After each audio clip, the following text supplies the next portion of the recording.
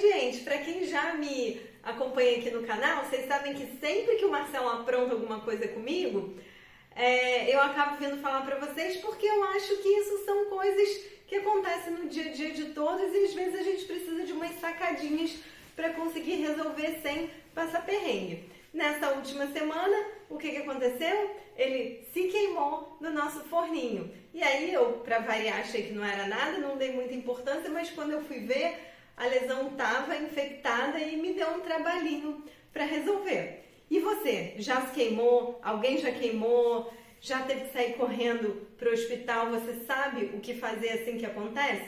Eu vou contar hoje tudo para vocês a respeito das queimaduras.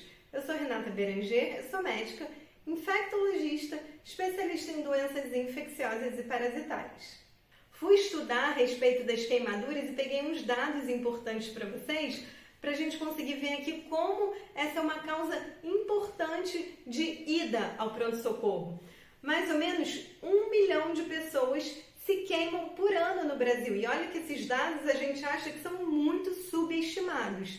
E as queimaduras estão entre a 4ª causa de sequelas graves em crianças de 5 a 9 anos. E só para dar um overview para vocês, cerca de 320 mil crianças morrem decorrentes de queimadura no mundo todo ano.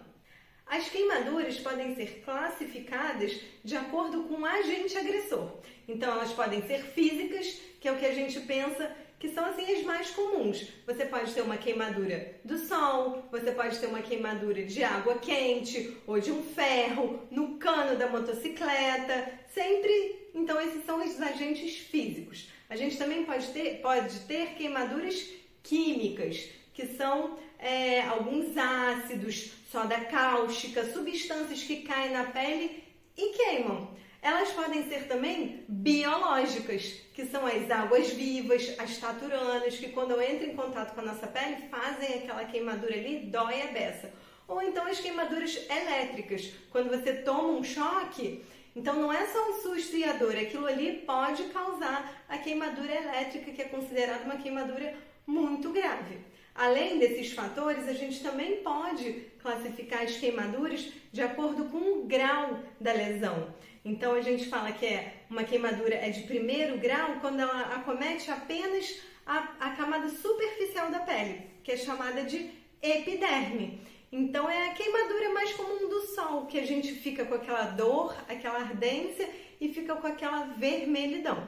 Quando ela é um pouquinho mais grave, ela passa a ser chamada de 2º grau, que ela atinge uma camada um pouquinho mais profunda da pele, que a gente chama de derme. Geralmente essas queimaduras fazem aquelas bolhas que ficam com aquela aguinha, dói pra caramba, elas doem mais do que a de 1º grau e são um pouquinho mais chatas de tratar. E as de 3º grau, que são as queimaduras mais graves, que são as mais feias, às vezes elas ficam com aquela aparência branca e elas ficam muito rígidas, mas não dói. A gente fica olhando, às vezes, pacientes com queimaduras gravíssimas, eles não estão sentindo dor ali naquele local. Por quê? Porque até as terminações nervosas são queimadas. Então, a de 2º grau dói muito, já a de 3º grau não dói tanto.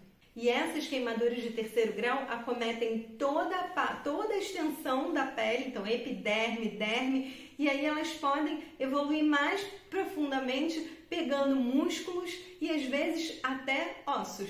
E aqui a super dica do vídeo, então.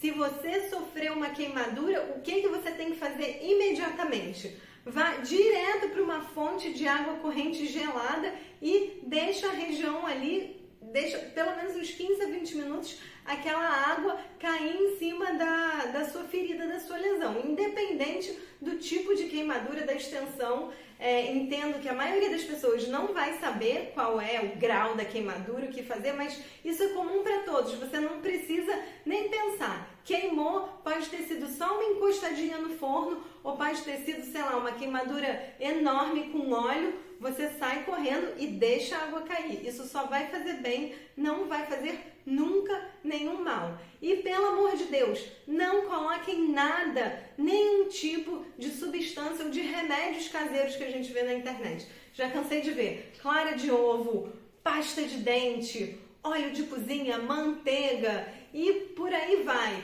Às vezes pomadas, aí bota aquele pó gloss, aquela coisa que fica aquela crosta que depois a gente vai ter que limpar aquilo. Às vezes não, na maioria das vezes mais atrapalha do que ajuda. Então vamos lá, dica do vídeo: queimou, coloca água fria, corrente e deixa ali até você se sentir um pouquinho melhor.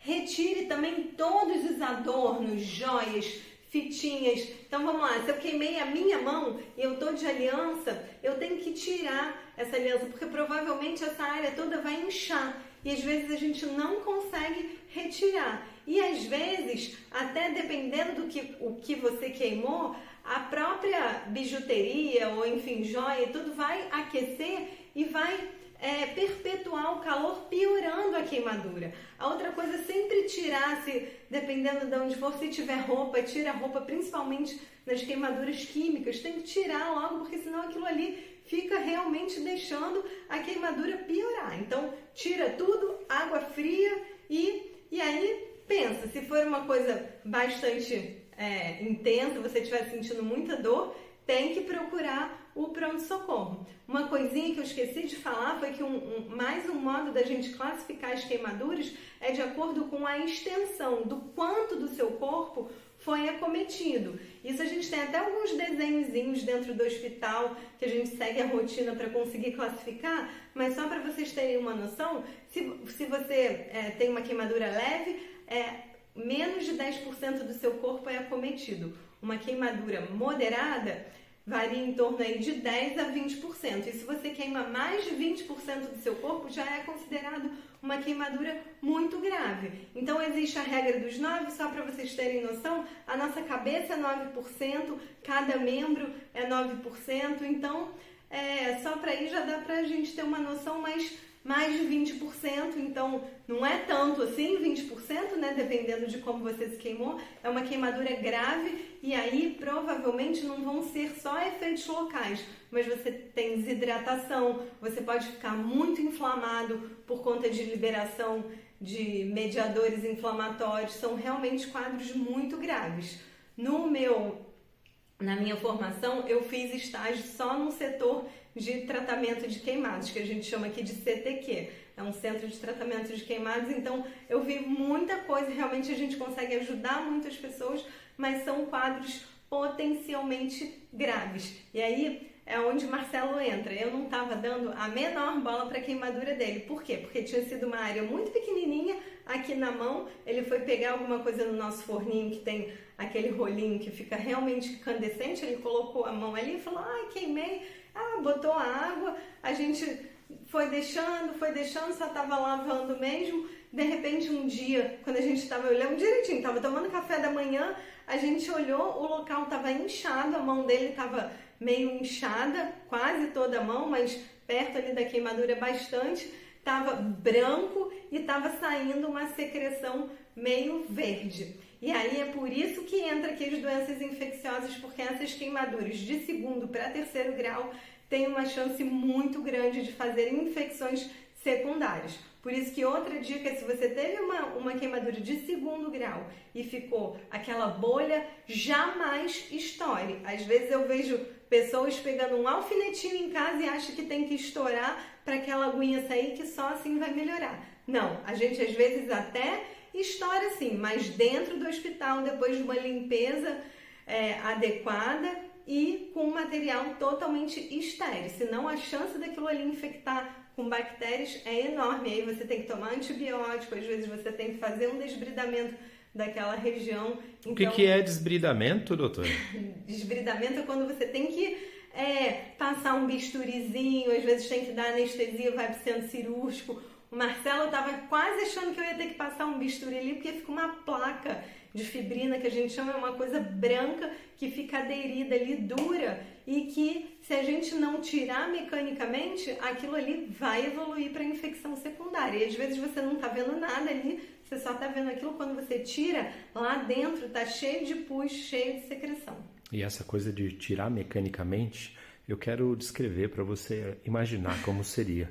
Você está ali com a mão doendo, queimada, e de repente vem o médico ou o enfermeiro, não sei quem faz essa função, no meu caso foi uma médica, aquela ali, e aí ela pega uma escova de cerdas duras e esfrega a sua ferida até sair todas as casquinhas. É assim que acontece o desbridamento. Não é tão emocionado assim, né? Mas a gente só tem que tirar aquela casca. Existem outras formas da gente tirar isso, que ele também não falou, mas ele ganhou uma pomadinha especial, mas são pomadas com antibióticos e que aí tem que ser prescrito por um médico. Então, fica aqui a dica também. Queimou, não sabe direito o que é, o que está fazendo, não está evoluindo bem. Então, uma queimadura de 1º grau, por exemplo, de 3 a 6 dias, você tem que estar curado, não tem que estar mais com nada. Então, demorou mais um pouquinho ou ficou inchado, ficou saindo secreção, procura imediatamente um médico.